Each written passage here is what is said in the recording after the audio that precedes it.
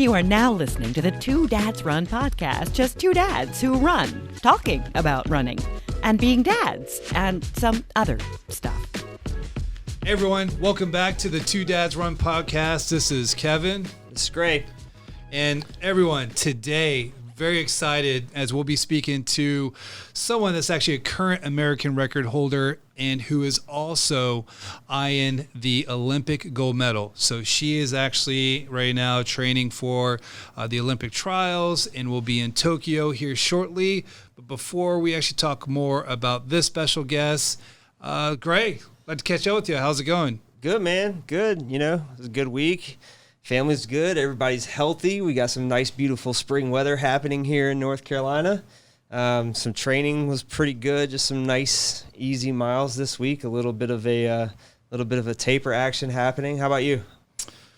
Same. You know, I think that's kind of been the cool thing being in North Carolina this time of year, or even this past winter. I think when everybody was getting snow, we were getting rain, but I love getting out there in the mornings and in the rain and in the evenings as well. So.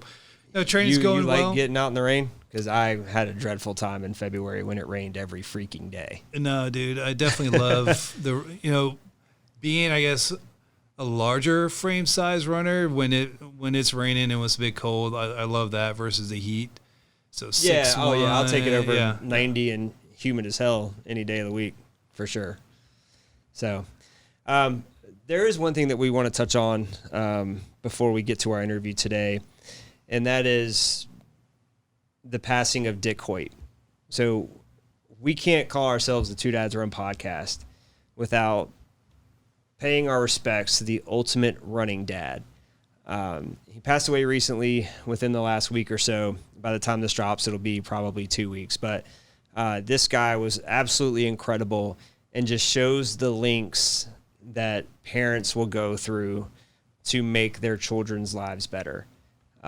If you don't know his story, definitely please check it out. Dick pushed his quadriplegic son through tons of marathons. I think they did a few Ironmans, 25 or 30 Boston marathons or something like that. I mean, and we're talking about sub-3 marathons that he's pushing his adult quadriplegic son. I mean, just an amazing story. And it was all because his son Rick made a comment that said, you know, when we were out there running, I think they did a lacrosse fundraising race or something like that. So, Dad, when we're running, I don't feel like I'm paralyzed anymore. Yeah. I mean, how incredible is that? And he just wanted to give that feeling to his son as often as possible. So, rest in peace, Dick Hoyt. What an amazing story. What an amazing ambassador for running dads everywhere. Absolutely. No, the endurance community, the running, I mean, the triathlon community is going to definitely miss Dick Hoyt. I'll tell you, the first time I actually heard the story was, again, you know, I do a lot of triathlon, so I knew of the multi-sport background or the races that they did before the the running resume that they had, but and pulling his son in a makeshift boat for the triathlons. Yeah, I mean, it's amazing. Yeah, his son being paraplegic, having CP, but they did a story when they competed it in the Ironman World Championship in Kona. So it was several years ago on NBC. You know, their once a year special that they air. And I'll tell you that if you have not, I can't remember what exact year it was, but if you have not seen that race televised and when they actually did the story on the Hoyt family, goodness, I remember being in tears myself. And that's exactly, I mean, I would say, you know, what inspired us to do this, the Two Dads Run podcast. It wasn't just, hey, we're just you know, by chance two dads. It's the connection that we have with our daughters and what type of role model we want to be for them. And I read an article after his passing, and there's a lot of people in the sport that, you know, that wrote their well wishes for the family. And there was something that stuck out. And one of those quotes was, being a great father means you teach, protect, sacrifice, and support. And it was just amazing to see someone like Dick Hoyt exemplify that for people like you and I. And it's, so, rest in peace. Absolutely. And, So, rest in peace, Mr. Hoyt. And on a much lighter note, we'll go ahead and get to our interview today. In case you haven't already done the math and figured out who our guest is today. Who is our guest, Kevin? So Keira D'Amato will be joining us. We'll get the opportunity to listen to her talk about some of the things that she's been doing with her family throughout this pandemic. But more importantly, I mean, Keira does quite a bit has quite a bit of responsibilities. She's a wife, she's a mother, she's a real estate agent, and she's a badass runner. She currently holds the American 10-miler right now. For women's only 10-miler. Yep. Exactly. Road race. Exactly. And she's going to be competing here at the Olympic trials. And as we mentioned, she has her eyes set on Olympic gold. So why don't you guys go ahead, sit back, have some fun with us, and let's have a good time with Keira.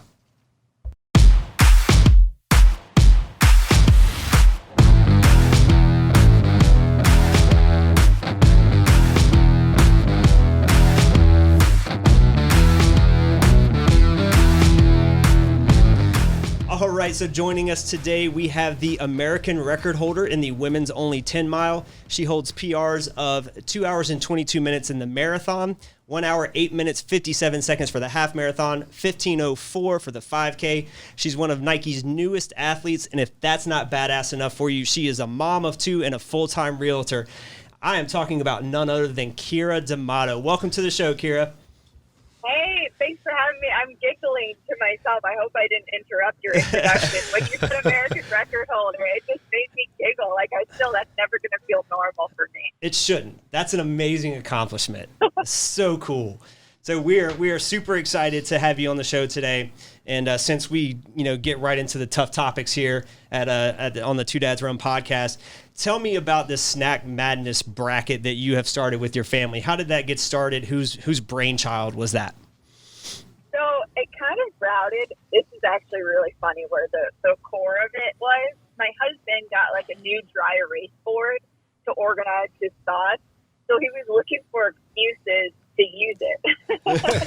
And so he brought it upstairs during dessert time, and he made a cookie ranking system. So this is the original one, and we had a Girl Scouts, Oreos, and then he threw in an air cookie, which is nothing. He just did that to try to fool my kids, I guess. But so that, I think he was just looking for an excuse to use that. But the kids got so into it, and we started realizing it's actually I don't know, we're going through scientific methods, and there's I don't know what they're learning, but it felt like they were learning something while eating these cookies.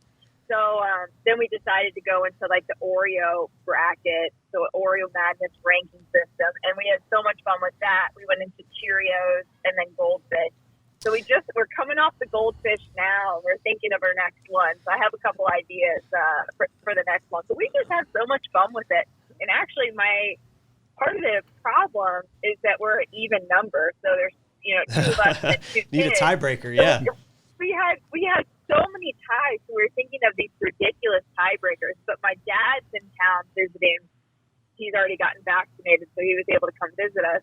And so now we're really excited that we won't have to go into the tiebreakers because there will be 5 of us. So, yeah. Well, that'd be cool. So give us a scoop here. What are some of the ideas for some of the forthcoming Madness Challenge or Snack Madness brackets? So I really want to do, here are the ones that I think are not going to make it, but we really want to do Doritos or a Pringles. I think that would be very yummy. And Pop-Tarts is another one. I haven't had a Pop-Tart since 8th grade, so the thought of this is just making me hungry and very excited. Pop-Tart's a solid choice, yeah. It's real quick. Yeah, what is the Pop-Tart though that comes to mind when you think of Pop-Tarts? I haven't had any in a while, but there's always one I can even taste it on my tongue. The one for me is a strawberry filling with frosting, but I think the most memorable one or the brown sugar one or the maple sugar. Which one for you? The brown sugar. I just remember turning it upside down so I could have that brown hard glaze, that taste of that brown sugar. So that's funny. It's so good. But my dad, he's gluten free. So some of those are thrown out because of that. So I think we may do either, I'm actually leaning towards apples. I know that's not as like glamorous as Oreos, but there's so many different types of apples, and whenever I'm there, I'm like, which ones should I get? These are bigger, these are smaller, these are organic, these are cheaper. So this might actually solve some of my shopping woes in the future to put the whole family through an apple taste test. So that's what I'm leaning towards. But then ice cream, ice cream would be a good choice too. It's funny because you mentioned everything you're talking about. This is something within the last week that we've been discussing in our household.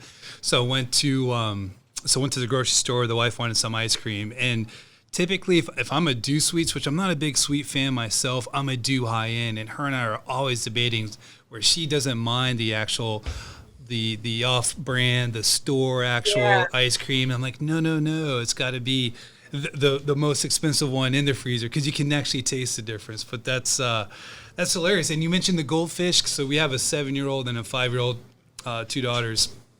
And with goldfish, so one, she will not eat any goldfish unless it's the rainbow type. I mean, they all have the same type of flavor.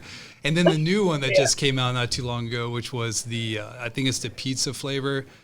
So one will eat the pizza flavor, one will actually only eat the rainbow. But that's neat. I mean, especially with the pandemic and really, I think what it's been really neat is it's allowed families to come closer with one another and just kind of spark up some of these fun ideas to just allow time to pass by. Yeah, it has been fun. And just, coming up with new things during the pandemic when everything's starting to get a little stale is just fun. And I have to say, I put it all up on Instagram. And just like people reaching out and telling me their like Oreo stories or something along those lines has been really fun just to connect to other people that way too. Or then their family will do their own version and they'll tell us. But it's really helped me out because now when I go to the grocery store and I'm in the Oreo aisle looking at like 50 different flavors, I think actually maybe only 25, I probably exaggerated, but that's okay. But I know which ones I want to lean towards. Like before you just sit there and stare, but now like if I'm in the Cheerio aisle, I know because I've tasted them all which ones I want to get. So. Well, and fun fact, the Cheerio challenge was actually the first time that you and I connected. We were talking about how I disregarded your entire bracket because chocolate Cheerios were not included, and then we started exchanging some messages about Cheerios. So that yes, and you bring up a very valid point. So there are a lot of reasons that all of my challenges should just be completely thrown out, largely because like half of the judging is from kids that.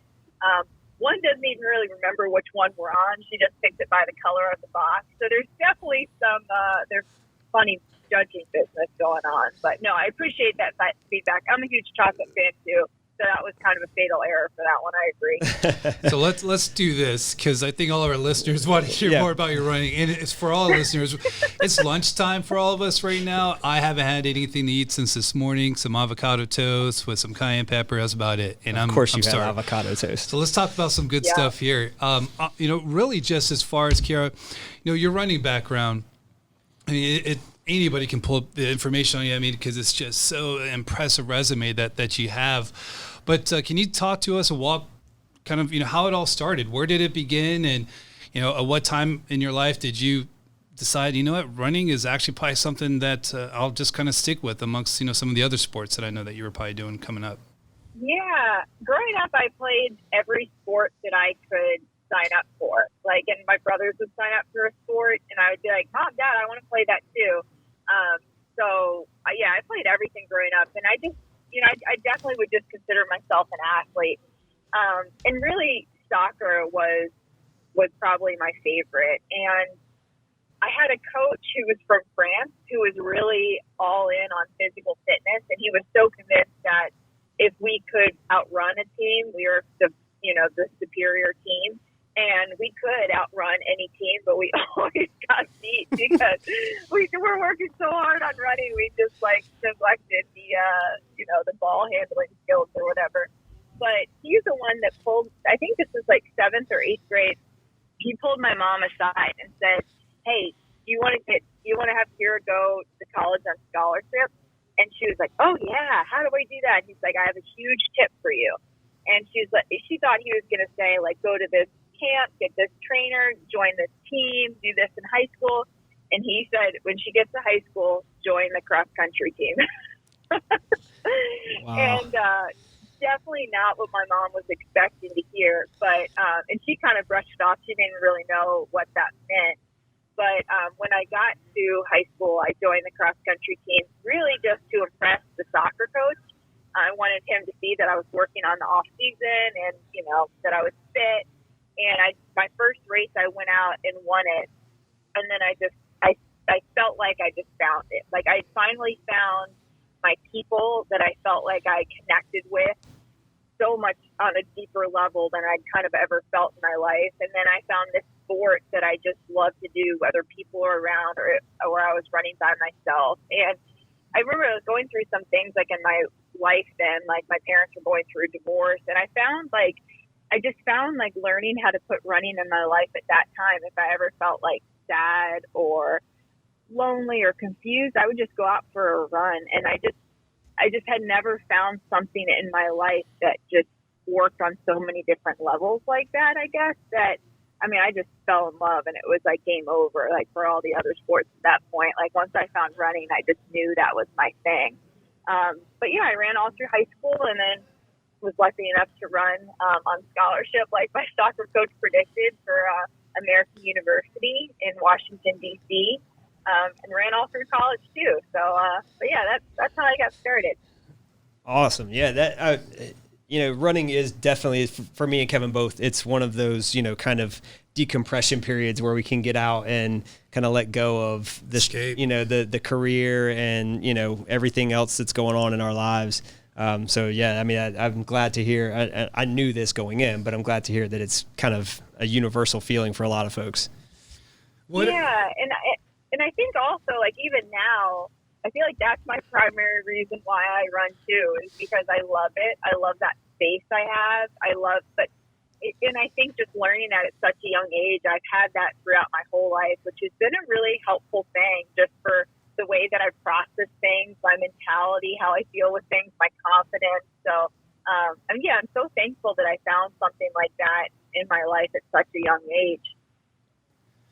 So you ran for American University, and Matthew Centuritz Sr. was your coach, correct? Correct. Yep. Okay. And then so after you finished off with American, did you do some post-collegiate running in between, before we kind of shut everything down for a few years? Yeah, I did. I ran for a group in the D.C. area called D.C. Elite, and it was coached by my now coach, Scott Roscoe. Alan Webb was kind of like the headline runner of that group. Oh, yeah. But there was a number of runners from 400-meter hurdlers to marathoners. So it was really nice that I just had a lot of different people to run with and people to kick my butt around the track. And it was a really fun group. Like everyone was just really fun people. So that was had a lot of fun. Excellent. So then, as your story's pretty well known at this point. There was a pretty long break from running. What was it that led to that? Do you feel like you had lost a part of yourself while you were outside of running, and was it mentally beneficial, or was there some other reason for it? Yeah, well, I was originally pushed out due to injury. I had I think it's called a tarsal coalition. It's in kind of like my foot or ankle, where I needed to get surgery to fix it, or else I just have kind of perpetual stress fractures. But only my insurance didn't cover it at the time, so I wasn't able to get it. So I kind of was forced out, and then my plan was, well, I'll just go get a job in corporate America, get much better insurance, and then I'll come back. But kind of like the year of being injured and just it's tough, like when you love something so much and it feels like it's kind of taken away from you. Like it really, like you just said, it was a really strange transition period. And I felt like running kind of broke up with me. So it was just raw and it really hurt. So kind of moving on to something else was healthy for me at the time. But also, like you said, it was really confusing too, because my whole life I was always Keira the runner, and now I'm Keira the runner that doesn't run. So it was a weird transition. But Eventually I got the surgery and I started putting running back in my life in a very low-key way. At the core of me, I love to race. So pretty much during that time, I had no structure, but I would just sign up for whatever race, go to the race and be like, woo, I'm out of shape, and then wait till the next race to find that out again. I wasn't really doing anything about it. But during that time also, I got married to my husband, Anthony. He was in the military, so we were moving around. We had 2 kids, and, life just was busy. And my husband also really likes to run, so we would run as like our little dates or whatever, or I'd have a girlfriend that wanted to go for a run. So I was just running for fun. But then I got obsessive with CrossFit in there. I got into like a big cycling years in there. So I was finding other ways to really stay active, but I just hadn't quite all healed, I guess, from that running breakup. So I wasn't going too hard at it, I guess. But yeah, it was a weird. I call it like my 10-year halftime show. I'm just in the locker room, just chilling, chugging the Gatorade in the back, just waiting for my second half. So, isn't it funny how those things tend to play out, where you had the cross country and then you had American University and then even some of that post collegiate running and then the injury and then the surgery and what that does to you mentally, and you start to doubt and question almost kind of the path that you thought was going to be there, and then to the point where you're even thinking about corporate America. And so then you found these different ways to really just kind of maybe embrace that time period. It opened it up for you to meet your now husband. Being married and actually being a military brat myself, I can imagine. I got to see my mother over the last 30-something years be a military spouse, and how difficult that was, but how much stronger that made you mentally. And I guess, would that be safe to say that it really kind of probably toughened you up mentally during that time period to maybe enter back into the sport, to even be that more aggressive and maybe even appreciative athlete? Yeah, definitely. Military spouses are like the toughest people in the world. Badasses you are, for sure. And I feel like I can't quite fully claim myself as that. My husband's now just in the Guard, and he in the first 2 years of my daughter's life, he was gone for over a year of that, and that was really hard.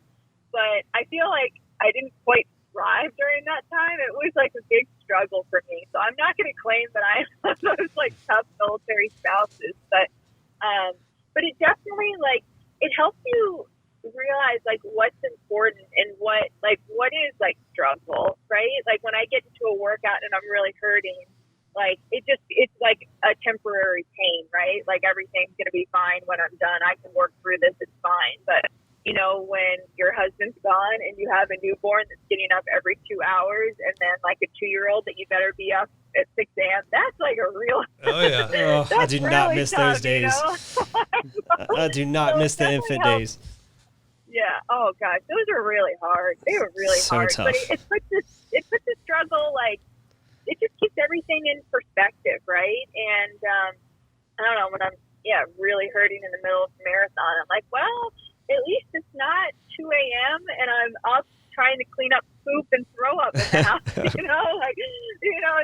isn't as bad. But yeah, I think just that time period and removing myself from the sport and kind of letting all of that heal. I didn't hit a lot of my goals in the first time, and I healed from it. I learned that I came up short and I was okay.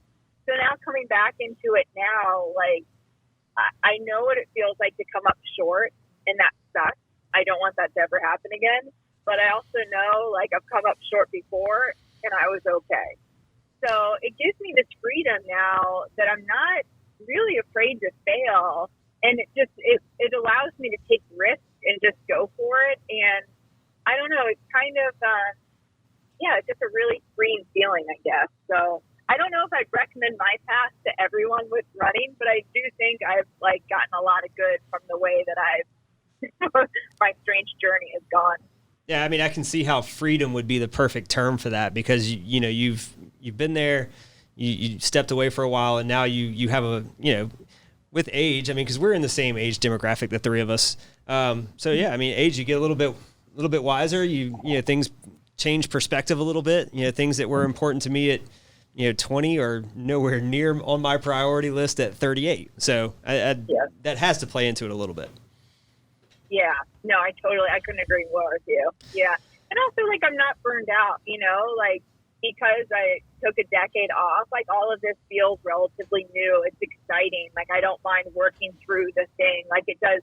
I do feel like running is a gift, too, that I get to get up and do every day. It doesn't feel like a forced job or anything like that. So I think the route I took, I don't know. I took a funny path, but it worked for me, I guess.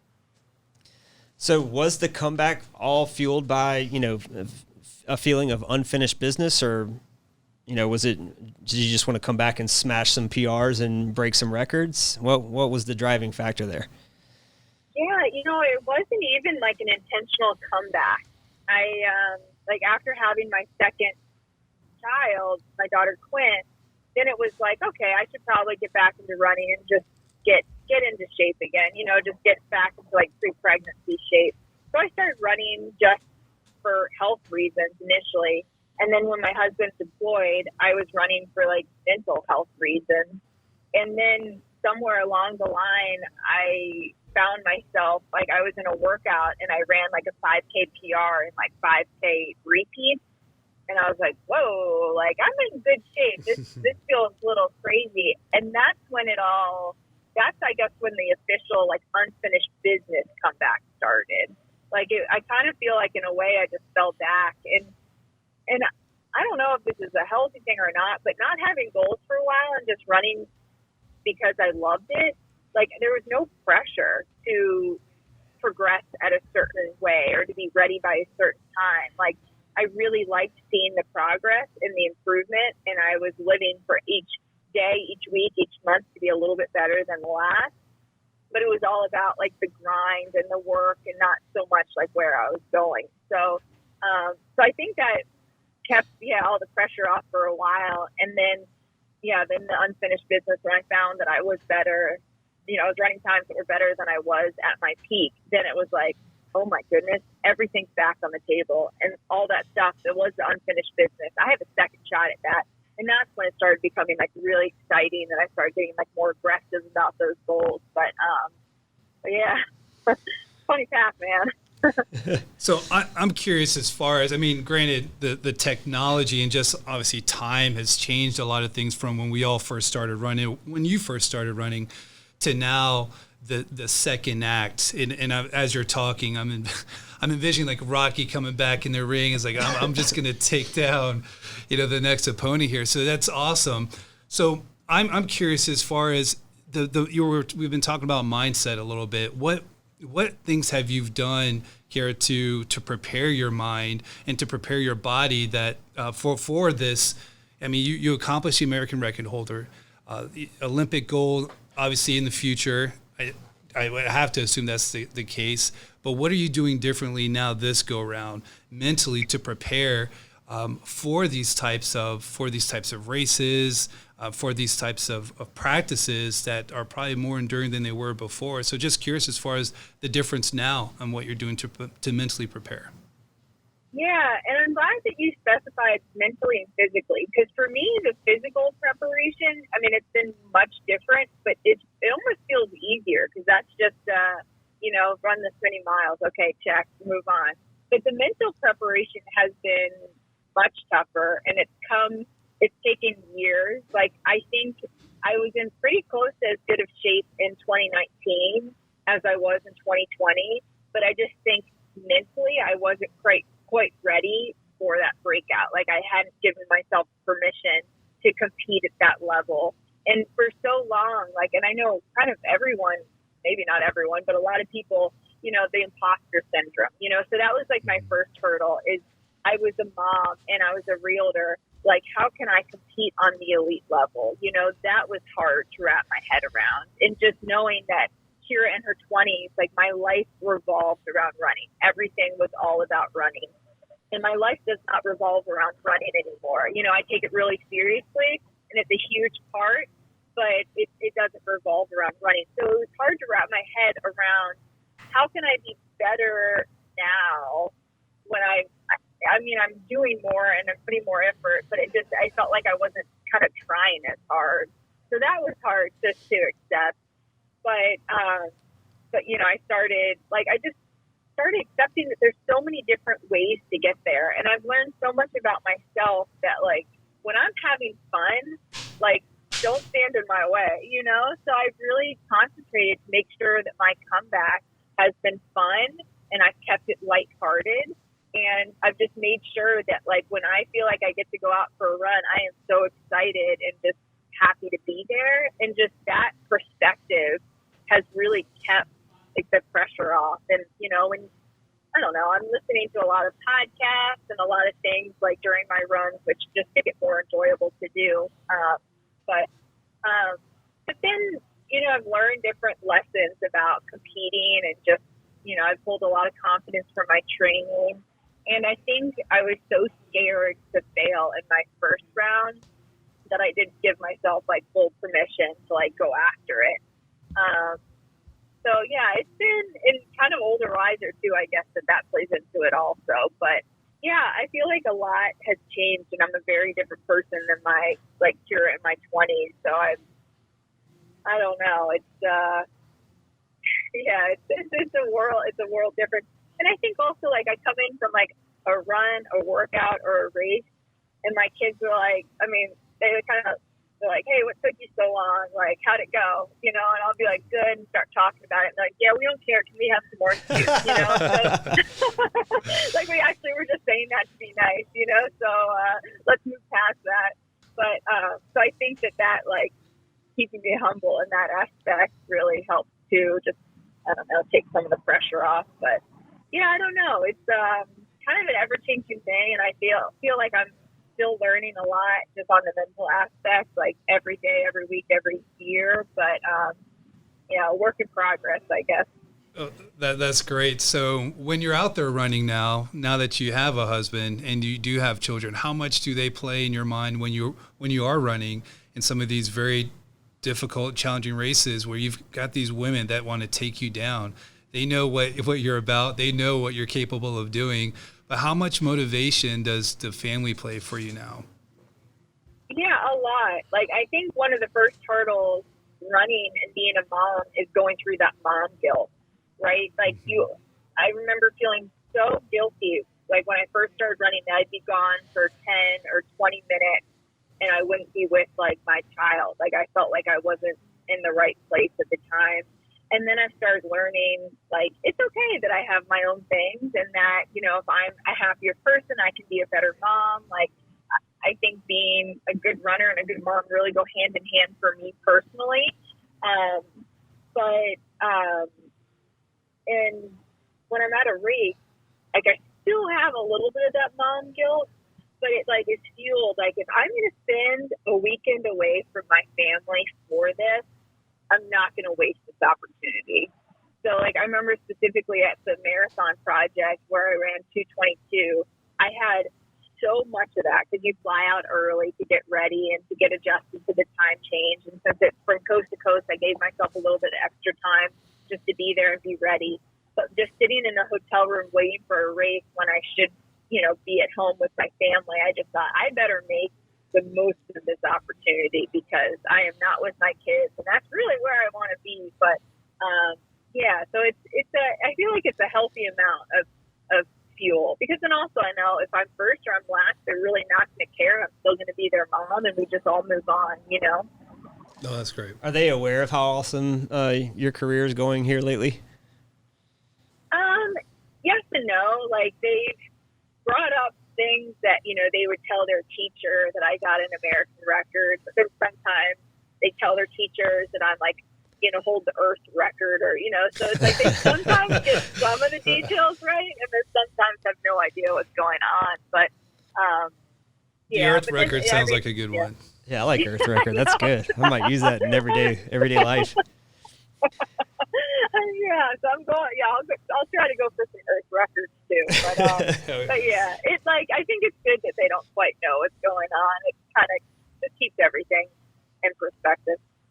Now, when you're running, so just Again, yeah, I've got a 7 and 5-year-old, and one of my favorite things that I like to do is take my girls out running in the morning. And now that it's starting to warm up, I mean, they're early risers, just as you were mentioning with your kids, when they were early and growing, every 2 hours they're waking up, and they're still the same way. So I was like, all right, if you girls are going to wake up early, you're going to wake up early with Dad, and we're going to go do something productive, like go run.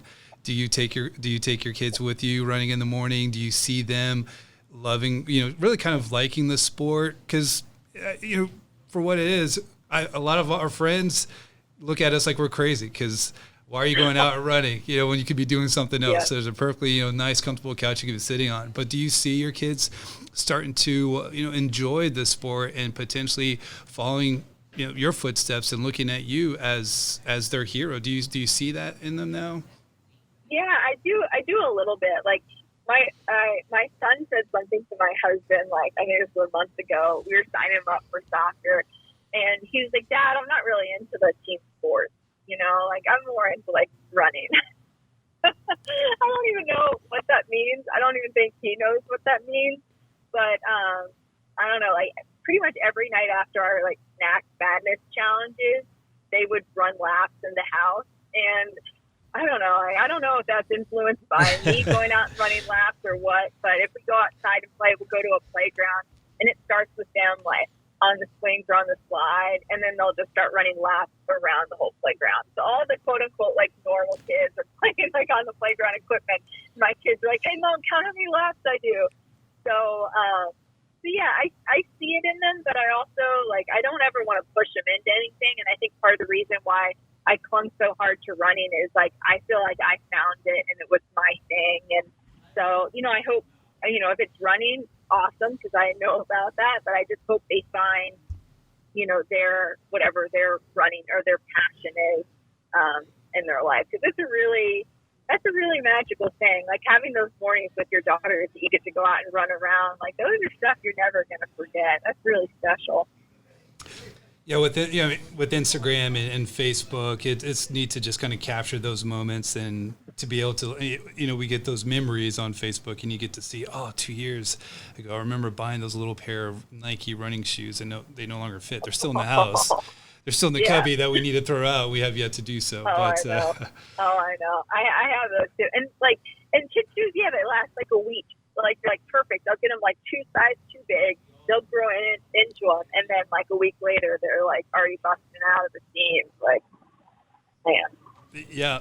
So I'm curious also. So Keira, where you're at right now, you have a lot of women that are wanting to dethrone you. You've got people that want to take that American record holder title away from you, and people and women that are preventing you from accomplishing your goals. But also, there's a lot of the camaraderie. People in the sport, they like to see people just accomplish the unimaginable, that impossible. I don't believe in the impossible, but with that camaraderie, are there any athletes within the sport right now that you look up to as possibly a hero, or is there a mentor in the sport that's also trying to accomplish somewhat of the same goals that you are right now, where you guys have partnered up and you've kind of leaned on one another for this journey? Because again, the path you're on is very unique. Not many people in the world will be able to actually ever encounter. So just curious in that area. Yeah, I found a lot of friendships through this path with women kind of on a very similar path. And I have to say, like, through COVID, it's really been a special, like, the women's running scene is really special that I haven't felt like as, like, directly competitive with anyone, and maybe just because I'm in a different phase of my life than some of them a little bit.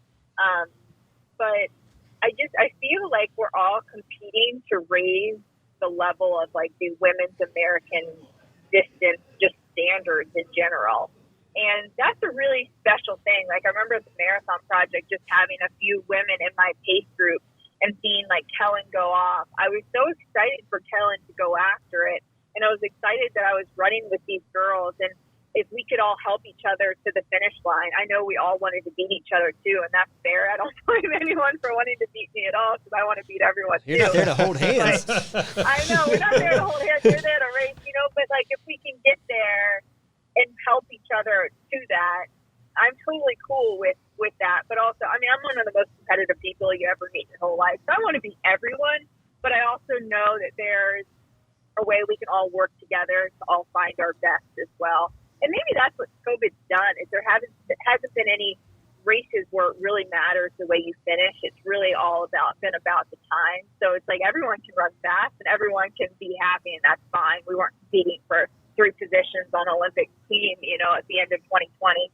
But there's some really, really special women in the American distance, just women community.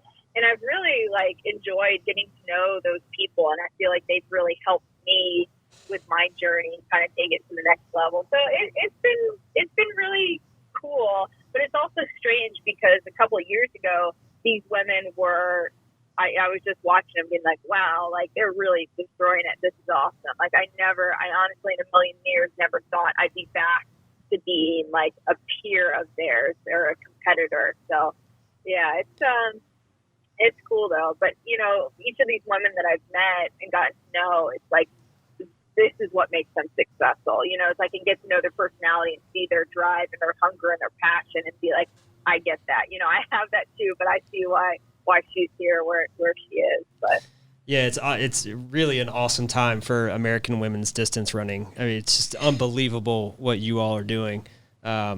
It's awesome to see it. It really is.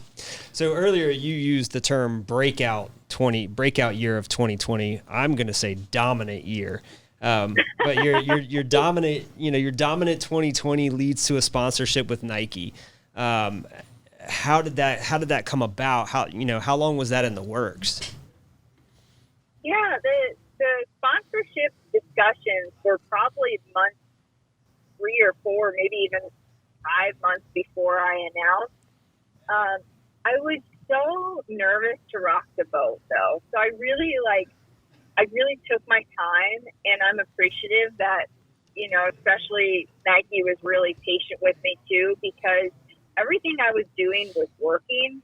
So I really didn't want to change anything. And, I just didn't know if by signing there would be new pressure or new restrictions, or they'd want me to do something a certain way. So I was really hesitant to go down that path.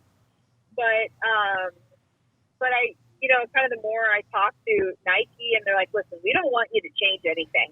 We don't want you to move. We don't want you to stop real estate. We don't want you to do anything, but just we will represent you, and we feel like we can take you to the next level by, providing more resources and everything. So, but I just, during the whole process, I kept going back to, why am I running? I'd ask myself that, whenever I had a question or I was trying to field through something, it's why am I doing this? And my answer was always to run as fast as I can. And that it wasn't to get a sponsor. It wasn't to do XYZ or whatever. It was always I have my real estate, and that's my career, and my running is my hobby that I take really seriously. I want to see how fast I can run. But that's it, So I didn't want to have any other kind of restrictions on that. But I'm so appreciative of Nike's support, and they love that I'm doing it my way, and they want me to keep doing it my way. They didn't want to change anything, but now I'm a Nike athlete, so that's pretty wild, man. What's been so far your most memorable moment being a Nike athlete now? I think that it didn't really feel real until I did the Texas qualifier meet at the end of February, and that was my first race. And showing up in actually a cohesive race kit, not just what do I feel like running in today? Having a race jersey and a warm-up uniform, and seeing my name and the results next to Nike. That's when it kind of all hit me. But and then when I came home from that race, they sent me a welcome gift, which was just nice carved box with a big swoosh on the top, and it had like my name like engraved in it, and a nice little message that you can keep all your medals like in this box. And like that really hit me too, that I'm now part of like that Nike family. And yeah, it's been an exciting journey. It wasn't my plan to be here, but I am so thankful and appreciative and excited and proud that this is where I am right now. So you wrote a letter to yourself before your first race as a pro. Where was your, well, first of all, was that Trials for Miles in Texas? Yes. Is that correct? And you ran the 10K, right? Yes, I ran the 10K. Okay. So what was going through your head as you wrote it? What was the purpose for it? I mean, was it just something to look back on for posterity, or? Yeah, it was actually a photographer, one of like just an awesome photographer, but she does a lot of track and field and running shoots. Her name is Aisha Wright. I think on Instagram she's AI Shoots is her name. But she was asking if she could do like a little like a shoot on me before like that weekend she was going to be in town. And then she said, I think it would be really cool. I think people would be really interested to hear like what you're thinking about right now going into your first race as a professional runner. Like you have a very unique path and a unique perspective, and I don't think anyone quite knows what it feels like to be 36 and running their first like race as a professional athlete. So that was her idea, and I was like, wow, that's really cool. And for me down the line, just looking back at that moment, just trying to keep everything in perspective, because I feel like when I've kind of stayed true to like who I am and what I represent and what I believe in, I do really well. So once you said that, I thought that was a cool idea. So I did it, and I'm tearing up writing the letter before this race, just because like, I don't know, just reflecting on my whole journey. Like, I mean, ever since I was very, very little, I wanted to be a professional athlete. That's what I wrote all of my like elementary school reports about, when you dream about your perfect job. So I'd always wanted my life to take, be on this path. But, I took the scenic route to get there, I guess. So yeah, it was pretty cool. And just reading the letter back now and just having those like pre-race jitters and just excitement and whatever. It's pretty. Man, just wait till 10 years from now when you're looking at it. I know, that's funny. So how did the 10,000 at Trials for Miles go? How did you feel about your performance there? I think I got the biggest checkbox. I finally got a time that counts for the trials, so I've officially qualified for the Olympic trials. So congratulations! That was like the biggest, so that was the biggest thing. But I definitely was disappointed. I thought I was in a lot better shape, and I think like the heat and humidity just like really knocked me out that race. I feel like I'm still actually recovering a little bit from that. I just probably went to the well a little bit too hard when I was used to like 20, 30 degree weather. I was just about to say it.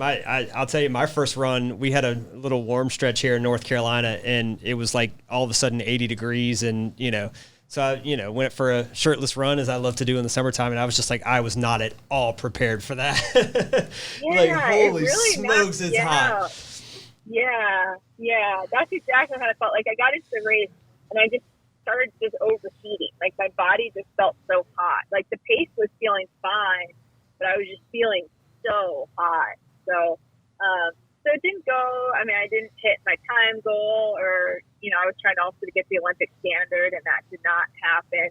But I got my ticket to the trial, so I guess that was like the most important thing. And keep moving forward. Yeah, I mean that time for the trials is I guess the most important piece. So gotta run it to be there, huh? Exactly. That I feel like you're going to have to be in that kind of shape come the trials to make the team. You got to be in Olympic standard shape anyway. So it's going to be such a quick race and so competitive that I feel like I still have loads of time to get there.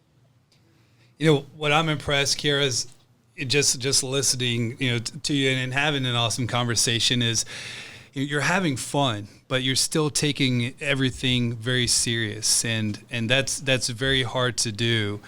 And we touched base on it a little bit, but again, you being a mother of two, a spouse, a realtor, Olympic gold medalist, hopefully here soon.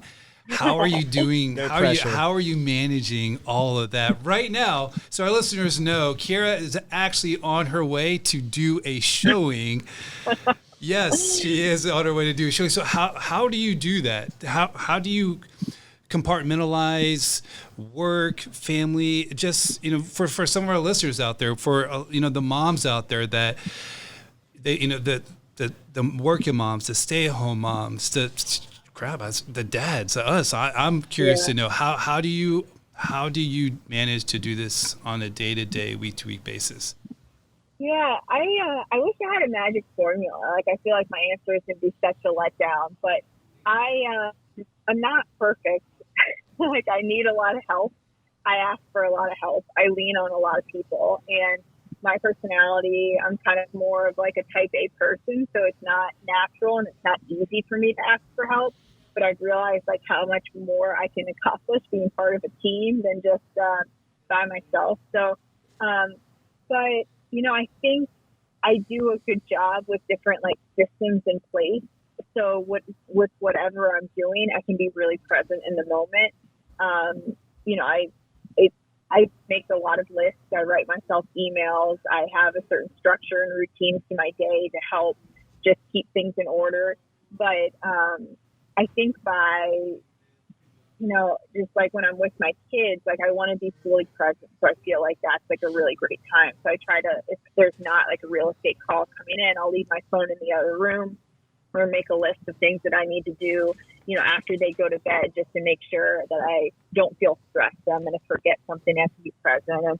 And with running, like I usually run with my phone, not on workout days, but just on my, my recovery runs and everything. Cause then I feel like a little bit of relief. Like if there was an emergency at their school or a important real estate call came in, I could just stop running and answer that. So I don't know. I just try to put systems in place so I can, just feel the most present in the times and have kind of little safeguards with that. But I don't know. Like I think the biggest thing is like, when you wake up, or like my husband and I are talking the night before, and it's kind of like, okay, what are the most important things that we can't move around? And then we kind of work that out. And then you kind of just fill everything in based on priority. So our number one is always family, and number two is career, and then number three are passions or outside things. So then when you put things in your life in that order, it just seems to fit a little bit better. It kind of just makes a little bit more sense.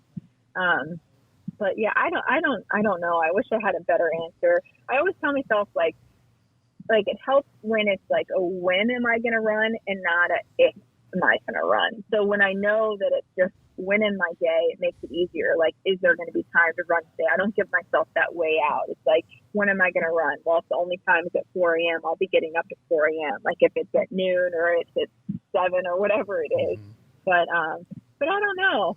I think it helps that I enjoy what I'm surrounded by. I love every part of what I'm doing, so it makes it a little easier to kind of work really hard. But I don't know. How about you guys? Do you guys have the answer to that? I feel like I'm just rambling now. No, well, that's, you said you don't have the magic formula, and while there might not be a magic formula, that's a very realistic answer. In one of our other episodes, I talk about how one of my least favorite things is the I don't have time excuse, and you are the walking personification of that. It's not that you don't have time, because you do, you just didn't make it a priority. So what are we going to, what are we going to prioritize that day? I'm so glad you said that too, because I learned, like, one of my best friends, probably like, 5 or 10 years ago, she had learned from, a therapist or someone, that if you catch yourself saying, I didn't have time for that today, I didn't have time for that today, switch around the words for, I didn't make that a priority today. Mm-hmm. And if that feels like, and that's okay. If like, running is not a priority today, that's okay. Leave it out. You're not a bad person. But if you can say it that way and you don't truly feel that way, well, you got to think about how to shift around some other things to make sure to make sure that you're kind of putting your priorities in the right spot. But so yeah, whenever I find myself saying that a lot, then I switch it and just do a little check. Like, am I okay saying this wasn't a priority? Or, is that excuse just too easy to use, to brush things off? So. No, I think it's perfect. So to wrap us up, we'll leave you with a softball here. What is your favorite Nike shoe to train in? And then follow that up with race in. So I'm obsessed with the Nike Zoom Fly. I'm on Strava and I track everything obsessively on Strava, but I don't update my shoes I've been running in each day.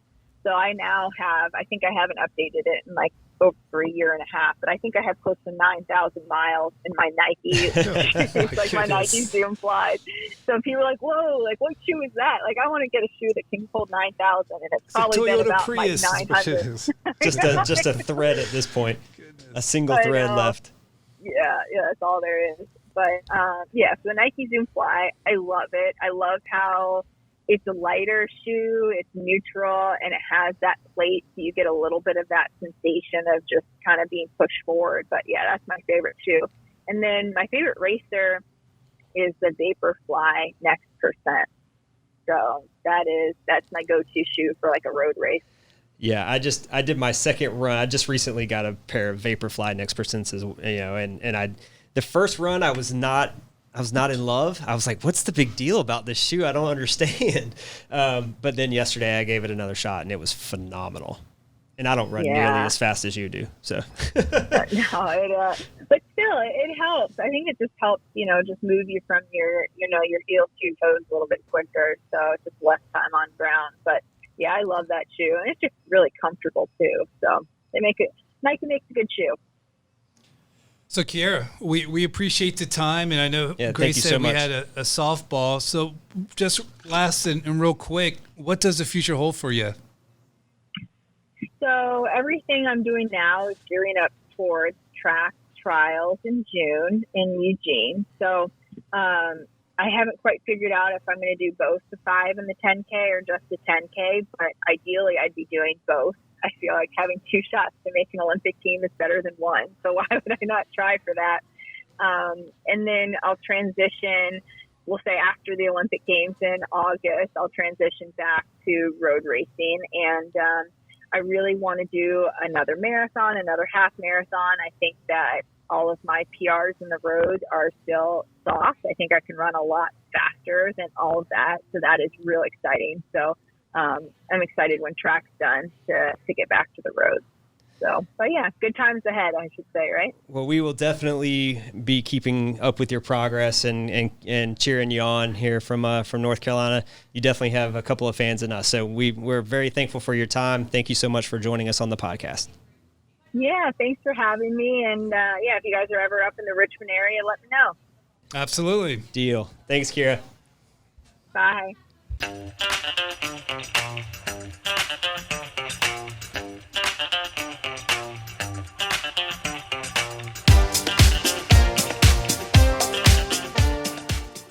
All right. Thank you, everyone, for joining us as we had the opportunity to speak to Keira D'Amato. Be sure to subscribe to the podcast. Also, follow us on Instagram, Facebook, and YouTube at 2 Dads Run Podcast. Until next time, talk to you later. See you guys.